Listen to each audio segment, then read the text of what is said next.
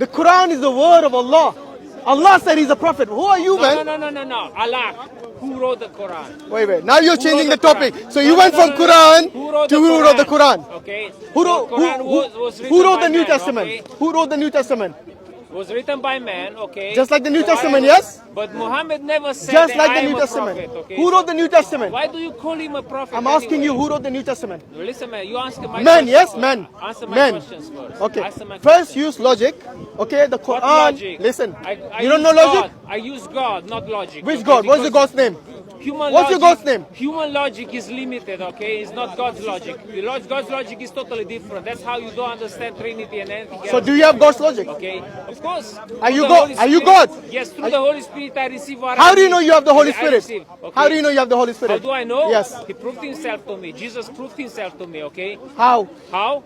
By doing miracles, by casting out demons, by healing people, okay? In You the name saw of Jesus in. Okay. You saw Jesus doing said, that? You know, if you believe No. in me, you could do even greater miracles than I did. Yeah. Okay? Where is this written? Okay. So this Where is is what this I'm written? saying. Where is it written? Listen, man. I'm asking you, okay? You haven't answered just a single listen, question yet. Just listen and understand. No. You said you Okay? have God's logic. Now, I want to know, how do you know you have the Holy Spirit? I know is the Anyone who truth. claims that they have the Holy Spirit, they need to Listen. prove to us. Because in the Bible it Why? says, the one who has Holy Spirit, the you one who to- have God in them, yes, then they should be able to do greater Listen, miracles than Jesus. Show Why me one should I miracle, prove God. to you anything? Because Why? you Who are you to prove? Because you said you can Why? prove it. Why?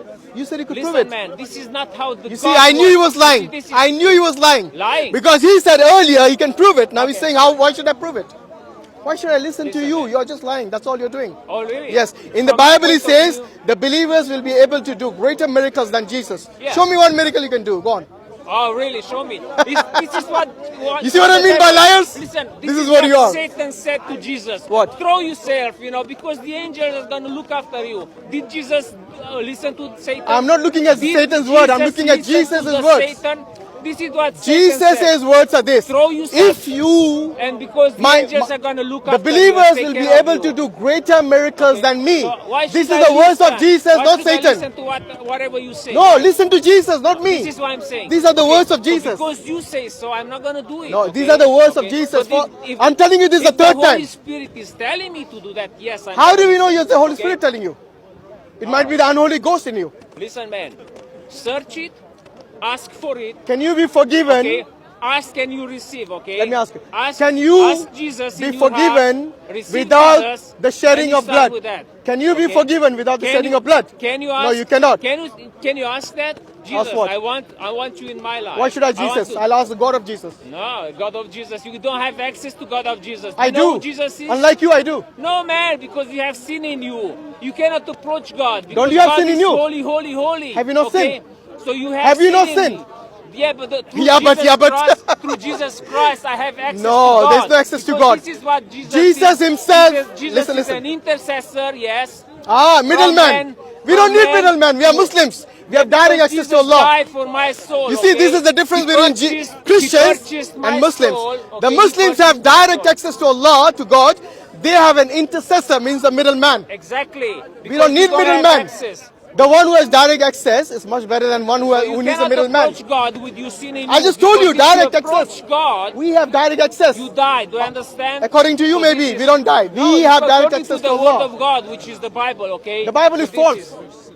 according to you, right? Okay, what is the language of the Bible? According Tell to me. you. What is the language of the New Listen, Testament? listen. He can't answer any questions. I don't argue. Okay? I'm Of not course here you to can't argue argue. because you can't. Okay? They don't know the Listen, original language. I'm not here. They I don't know just the care name about- of God. They don't know how old the Bible is. They can't prove No, to we us. know everything. Really? Okay. Yes. What is the language of the Bible? Why should I tell you? See what I mean? He Okay. doesn't know. No, listen. I tell I don't you, listen to you. I'm You not haven't. here to You're not debate. answering any of my I'm questions. not here to debate. I know you Okay? can't debate. Of Okay. course you can't May debate. God bless you. Okay. I can debate. and No, I you can't debated debate. You many can't. That's why times. you're running away I now. did. Okay. Anyway, look. The No, I'm important not- thing is this: listen. if Jesus was God, then why was he on his face God bless on the floor? If he was God, why was he begging God to take the cup away from him? You know why he was doing that? Because he himself couldn't fulfill that prayer. He had to ask his God. And who is his? Come on, man. Then answer. This is how you understand. Then This is- answer. Go on, this is answer. Let's see. From a Muslim point of view. Okay, from a Christian's This is point of how- view, what is the from answer? a Muslim point What is the of answer view. from the Christian's point of view? Listen, man. No answer. See what I There is mean? answer. So- There is an answer. Yeah, there is. An Are you answer. going to give it? Why, you know, without the cameras, I'm gonna. Why? tell you. Why? You don't want to preach the truth to the people? No, listen. Why would you hide the truth? No, because I'm gonna tell you. Just you. Why is So it a you would secret? know. Why is it a It secret? is. It's not a secret. Then make it public. No, I'm not gonna make it public. Because you're afraid of the public, I don't yes. Want you, no. Anyway, look, if you don't want to answer, you can always go away. I'm not holding you against your will. So please walk away. That's up to you. Okay. What I was saying is that the reason Jesus fell on his face and prayed to Almighty God is because he himself couldn't fulfill that prayer. What was his prayer? To be saved from the crucifixion. According to the Bible, was he saved from the crucifixion? Absolutely not. What does that imply? That Jesus' prayer was rejected. Can you imagine if Jesus' prayer gets rejected and this guy here who actually believes Jesus is God, his God's prayer gets rejected by the God of Jesus, then what chances does he have of his prayer being accepted? Yes, almost negligible. The reason they do not understand the fact that Jesus prayed proves that he is not God, shows us that they do not follow the true religion. A true religion is one where you understand the most basic, logical message from the Bible and from the Quran, which shows that Jesus had a God, Moses had a God, Prophet Muhammad ﷺ had a God. Hence, none of these individuals who are humans can ever be God. The pagan Greeks and the Hindus, they believe in reincarnation of gods as human beings, and this is the message that is passed on to the Christians. Because if you look at it, it is a manifestation of a God into a human being. They say the flesh is the one that died. But you see, the flesh cannot do anything by itself. It needs a soul and a spirit in order for it to function and to make decisions. Don't blame the flesh all the time. Because the flesh by itself cannot do anything. When they say the word became flesh, that is what it means. It basically now transformed from God Almighty, who is spirit according to the Bible, yes, he transformed into a human being. It didn't say God took on an extra body or an extra human flesh or something like that. It says he became. The word became flesh. It means it transformed from something which was not flesh into flesh. And then it says in the book of Philippians, which they always like to bring about when we tell them that Jesus died, he ate food and all that. They bring up the book of Philippians 5. Chapter 2. And they bring that in order to show us, look, Jesus emptied himself. The word emptied himself.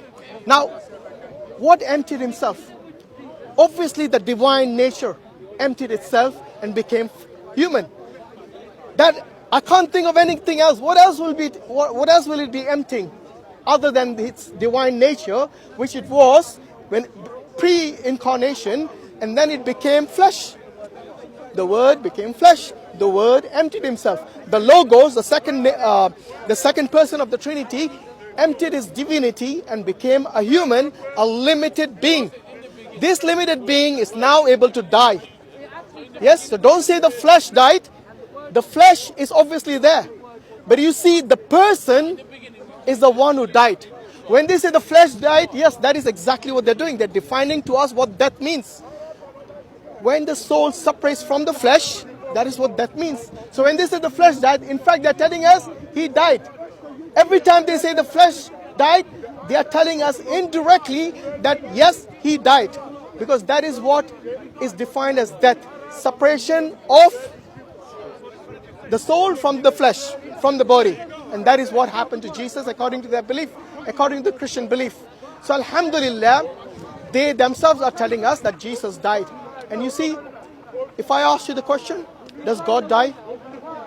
Obviously not. Because both the Bible and the Quran claim that God is immortal. Yes, Al-Hayy. And God is immortal in 1 Timothy 6:16. And in other passages as well. What does immortal mean? Someone who never dies. Now, of course, we are not saying that Jesus ceased to exist. or any person who, when they die, they cease to exist. We are not claiming that. So any Christians who are saying that we are claiming that is wrong in their presumption, in their assumption about our claims. We are saying the fact that Jesus died for 3 days and 3 nights shows us that even though it's a temporary death, that shows us that Jesus is not immortal. An immortal being is someone like the Father, someone like God Almighty who never ever dies. Even for 3 microseconds, let alone 3 days and 3 nights. And that too by his own creation, which makes matters even worse.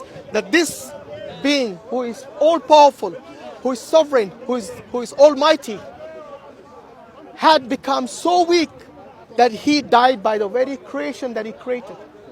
This is not only absurd, but this goes against the nature of God, who never ever dies. So those people who say that Jesus, his divinity lived on, but his flesh is the one that died. Don't forget that it is the person which dies, and the person is the second person of the Trinity. The second person of the Trinity is the one that died on the cross. And if they deny that, then they have even a bigger problem. What is the bigger problem? That neither the Father, nor the Son, nor the Holy Spirit ever died for you. The only thing that died for you would be, like you guys keep saying, the flesh. And the flesh is not part of the Godhead. If no one from the Godhead died for you, then who paid for your atonement? Your sins are still on you. Because what is the point of someone who is a mortal to pay for your sin? What is the point? A mortal paying for sin, something that is basically goes all the way to Adam, you know? Like, yeah.